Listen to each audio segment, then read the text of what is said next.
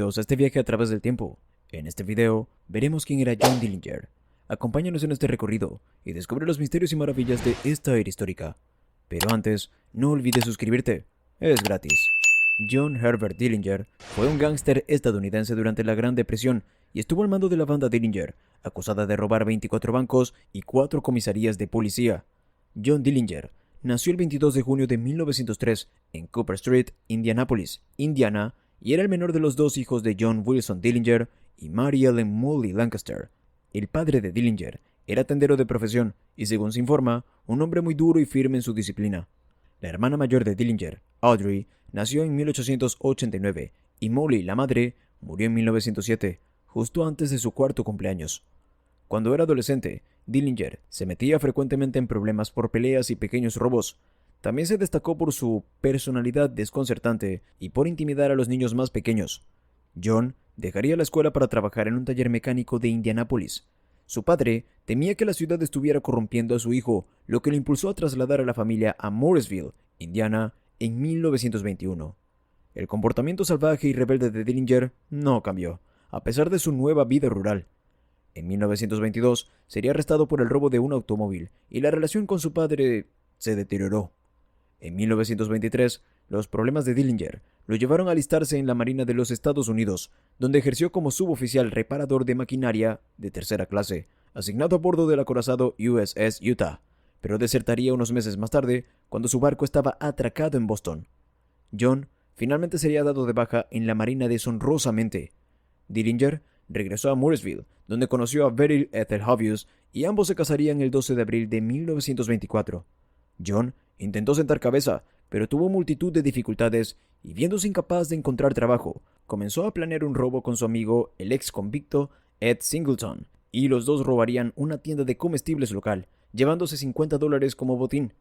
Mientras abandonaban el lugar, los delincuentes fueron vistos por un ministro que los reconoció y los denunció a la policía.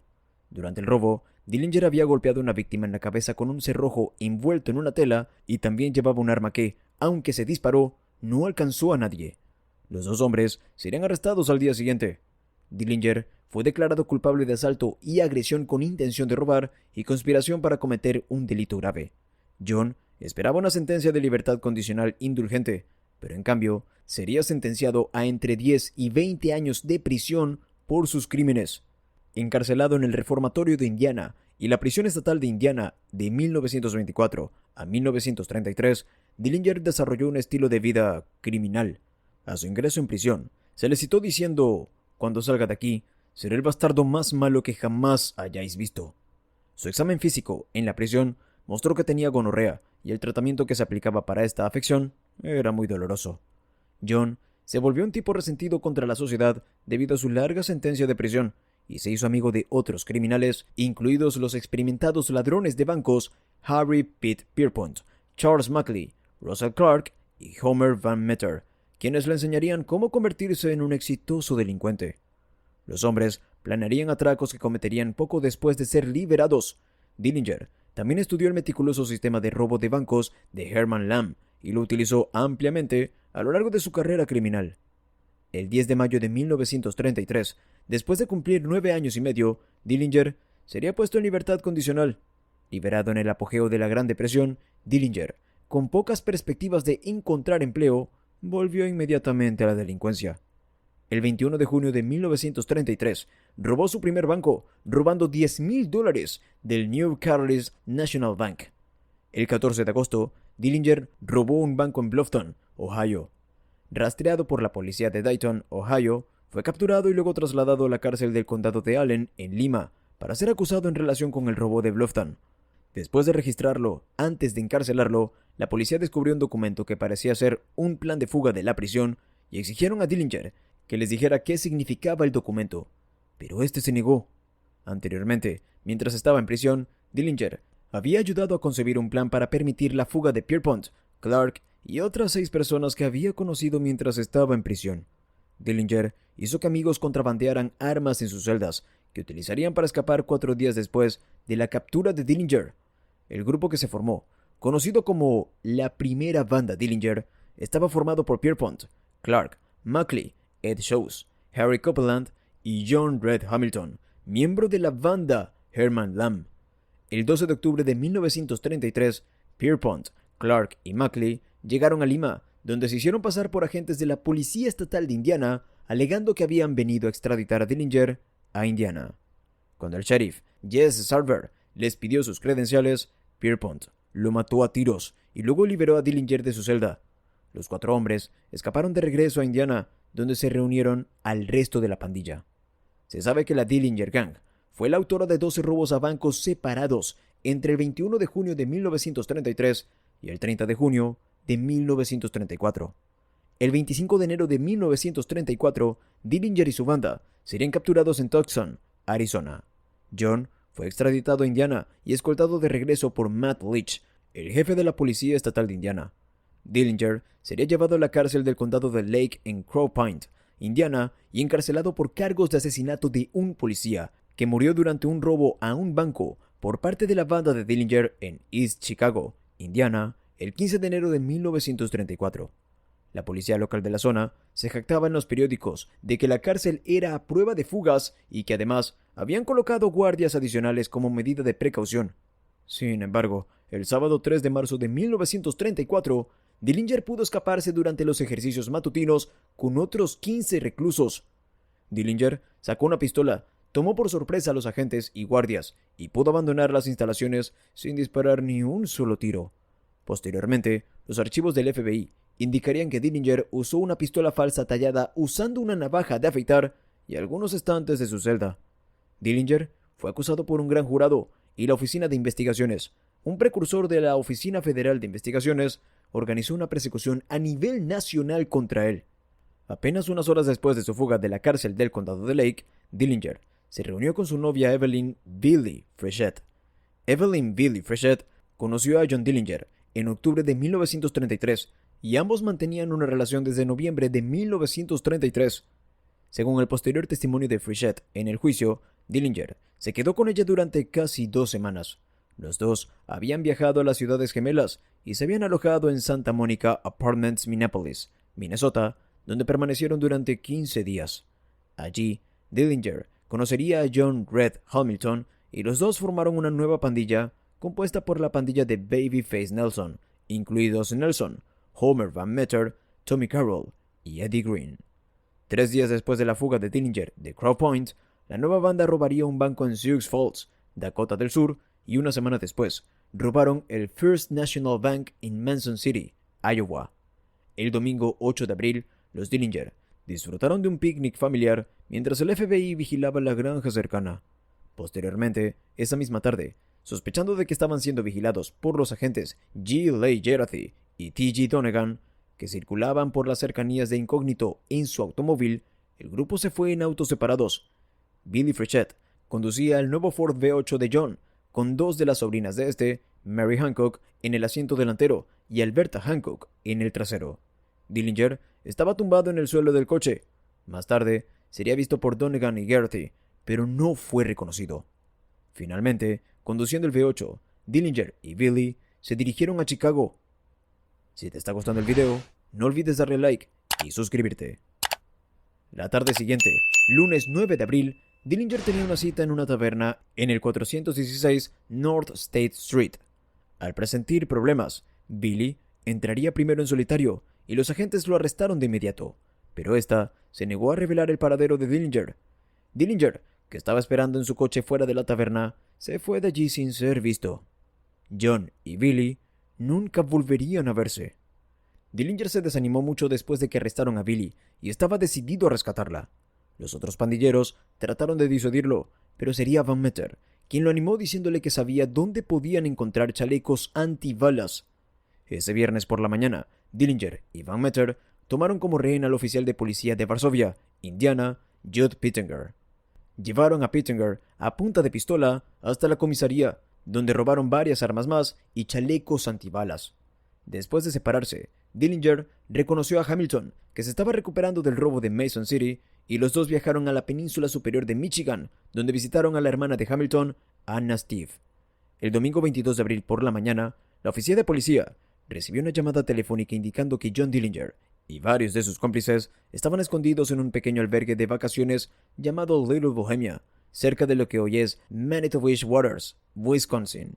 El agente especial a cargo, Melvin Purvis, y varios agentes de la BOI se acercaron al albergue cuando 3 hombres salieron del edificio y comenzaron a alejarse. Los agentes gritaron que el coche se detuviera, pero el conductor no escuchó a los agentes. Los agentes abrieron fuego y el conductor murió. Dillinger y algunos miembros de la pandilla estaban arriba en el albergue y comenzaron a disparar por las ventanas. Mientras los agentes de la BOI se agachaban para cubrirse, Dillinger y sus hombres aprovecharon para huir por la parte trasera del edificio.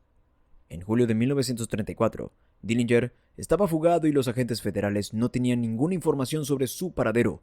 De hecho, Dillinger se había ido a Chicago, donde utilizó el alias de Jimmy Lawrence, un delincuente de poca monta de Wisconsin que físicamente se parecía mucho a él. Trabajando como empleado en un comercio, Dillinger descubrió que, en una gran metrópolis como Chicago, podía vivir una existencia anónima durante un tiempo. Lo que John no sabía era que la redada de los agentes federales tenía su base en Chicago. Cuando las autoridades encontraron el coche de fuga de Dillinger salpicado de sangre en una calle lateral de Chicago, estaban seguros de que Dillinger se encontraba en la ciudad. Según Art O'Leary, en marzo de 1934, Dillinger expresó interés en la cirugía plástica y le pidió a O'Leary que consultara con Pickett sobre tales asuntos. A finales de abril, Pickett visitó a su viejo amigo, el Dr. Wilhelm Loeser. Wilhelm Loeser había ejercido en Chicago durante 27 años antes de ser declarado culpable en virtud de la ley de narcóticos Harrison en 1931. Fue sentenciado a 3 años en Leavenworth, pero con la ayuda de Pickett salió en libertad condicional el 7 de diciembre de 1932. Pickett dijo a Dillinger que tendría que pagar $5,000 por la cirugía plástica, $4,400 divididos entre Pickett, Loeser y O'Leary, y $600 al Dr. Harold Cassidy, quien le administraría la anestesia. El procedimiento se realizaría en la casa del viejo amigo de Pickett, James Probasco, de 67 años, a finales de mayo. El 28 de mayo, O'Leary y Cassidy recogieron a Loeser en su casa a las 7:30 p.m. Luego, los 3 se dirigieron a la casa de Probasco. Dillinger había optado por recibir anestesia general. Cassidy le administró una sobredosis de éter, lo que provocó que Dillinger se asfixiara, comenzó a ponerse azul y dejó de respirar. Loeser tuvo que sacar la lengua de Dillinger de su boca con unas pinzas y al mismo tiempo le metió ambos codos en las costillas, gracias a lo cual Dillinger jadeó y reanudó de nuevo la respiración. A partir de ahí, el procedimiento continuó solo con anestesia local. Loeser eliminaría varios lunares en la frente de Dillinger, le hizo una incisión en la nariz, otra incisión en la barbilla y ató ambas mejillas. Loeser se reuniría nuevamente con Pickett el sábado 2 de junio y Pickett le dijo que se necesitaba más trabajo en Dillinger y que Van Meter también quería que le hicieran el mismo trabajo que a John. Además, ahora ambos querían que el trabajo también se hiciera con sus manos. El precio del procedimiento de borrado de huellas dactilares sería de $500 por mano o $100 por dedo. Para ello, Loeser utilizó una mezcla de ácido nítrico y clorhídrico, conocida comúnmente como agua regia. Loeser se reunió con O'Leary la noche siguiente en Clark and Wright a las 8:30, y una vez más se dirigieron a Probascos. Esta noche estuvieron presentes Dillinger, Van Meter, Probasco, Pickett, Cassidy y Peggy Doyle, la novia de Probasco. Se realizaron trabajos menores 2 noches después, el martes 5 de junio. Loeser haría algunas pequeñas correcciones, primero en Van Meter y luego en Dillinger. Posteriormente, Dillinger expresaría su rotundo descontento con el trabajo facial que Loeser le había realizado. El martes 24 de julio, agentes de la ley arrestaron a Loeser en 1127 South Harvey, Oak Park, Illinois. O'Leary regresó de un viaje de pesca familiar el 24 de julio, el mismo día del arresto de Loeser, y había leído en los periódicos que el Departamento de Justicia estaba buscando a 2 médicos y a otro hombre en relación con una cirugía plástica que le habían practicado a Dillinger. Inmediatamente, O'Leary salió de Chicago. Tras hablar por teléfono con Pickett, quien aseguró que todo estaba bien, regresaría de St. Louis el 25 de agosto y fue inmediatamente detenido. El viernes 27 de julio, Probasco murió al caer desde el piso 19 del Bunkers Building en Chicago, mientras estaba bajo custodia, y el jueves 23 de agosto, Homer Van Meter sería asesinado a tiros en un callejón sin salida en St. Paul por Tom Brown, ex jefe de policía de St. Paul, y el entonces actual jefe de policía, Frank Cullen. El jefe de la División de Investigaciones, G. Edgar Hoover, creó un grupo de trabajo especial con sede en Chicago para localizar a Dillinger. El 21 de julio, Anna Campanas, una señora de un burdel en Gary, Indiana, también conocida como la Mujer de Rojo, se puso en contacto con el FBI. Ella era una inmigrante rumana amenazada con la deportación por baja moral y ofreció a los agentes información sobre Dillinger a cambio de su ayuda para evitar su deportación. El FBI aceptó sus términos, pero de todos modos sería deportada más tarde. Campanas reveló que Dillinger estaba pasando tiempo con otra prostituta, Polly Hamilton, y que ella y la pareja iban a ver una película juntos al día siguiente. Ella accedió a usar un vestido naranja para que la policía pudiera identificarla fácilmente. Tampoco estaba segura de a cuál de los dos teatros asistirían, si al Biograph o al Marlboro. Inmediatamente, se formó un equipo de agentes federales y oficiales de fuerzas policiales de fuera de Chicago, junto con un número muy pequeño de agentes de policía de Chicago. Entre ellos se encontraba el sargento Martin Sarkovich, del Departamento de Policía de East Chicago, el oficial para quien Campanas había actuado como informante criminal. En ese momento, los funcionarios federales sintieron que el Departamento de Policía de Chicago era completamente corrupto y no se podía confiar en ellos. No queriendo correr el riesgo de otra fuga vergonzosa de Dillinger, la policía se dividió en dos grupos. El domingo, un equipo fue enviado al Teatro Marlboro, en el lado oeste de la ciudad, mientras que otro equipo rodeó el Teatro Biograph en el 2433 de Lincoln Avenue, en el lado norte. Aproximadamente a las 8:30 p.m. se observó a Sage, Hamilton y Dillinger entrando al Biograph Theatre, que proyectaba el drama criminal Manhattan Melodrama con Clark Gable, Myrna Loy y William Powell. Durante la vigilancia policial, el director del Biograph pensó que los agentes eran delincuentes que se preparaban para un robo. Llamó a la policía de Chicago, que respondió obedientemente, y los agentes federales tuvieron que despedirlos, quienes les dijeron que estaban vigilando un objetivo importante. Cuando terminó la película, mientras salía del teatro, Dillinger encendió un cigarro, giró la cabeza y vio directamente a los agentes mientras pasaba. Para lo que sucedió a continuación, hay varias versiones. Se dice que Dillinger miró al otro lado de la calle, luego se adelantó a sus compañeras, metió la mano en su bolsillo, pero no pudo sacar su arma y corrió hacia un callejón cercano. Otros relatos afirmaron que Dillinger ignoró una orden de rendirse, sacó su arma y luego se dirigió al callejón, pero los agentes ya habían cerrado el callejón. 3 hombres del FBI persiguieron a Dillinger hasta el callejón y dispararon. Clarence Hurt disparó 2 veces, Charles Winstead 3 veces y Herman Hollis 1 vez. Dillinger fue impactado por la espalda y cayó de bruces al suelo. Dillinger había recibido 4 impactos, pero 2 de las balas lo rozaron y una le provocó una herida superficial en el lado derecho. La bala fatal le entró por la nuca, cortó su médula espinal, pasó al cerebro y salió justo debajo de su ojo derecho, cortándole 2 conjuntos de venas y arterias. Se llamó a una ambulancia, aunque pronto se hizo evidente que Dillinger había muerto a causa de las heridas de bala, siendo declarado oficialmente muerto en el Alexian Brothers Hospital. Según los investigadores, Dillinger murió sin decir una palabra.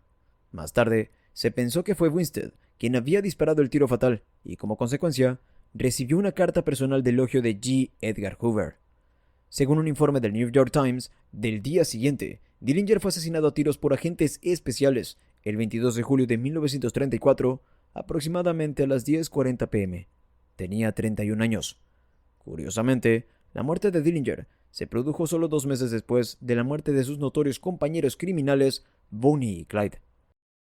Se informó de personas que, como recuerdo, mojaban sus periódicos, pañuelos y faldas en el charco de sangre que se había formado y que manchaba el pavimento mientras Dillinger yacía sin vida en el suelo del callejón.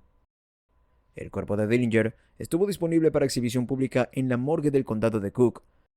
Se estima que aproximadamente unas 15,000 personas vieron el cadáver durante un día y medio. También se fabricaron de él hasta 4 máscaras mortuorias. Dillinger sería enterrado en el cementerio Crown Hill, en Indianápolis. Su lápida ha sido reemplazada varias veces debido al vandalismo cometido por personas que cortaban trozos como souvenirs. El gángster Hilton Crouch, socio de Dillinger en algunos de los primeros atracos, está enterrado a solo unos metros de él. Si te gustó este video, no olvides suscribirte y activar las notificaciones para ver más contenido como este.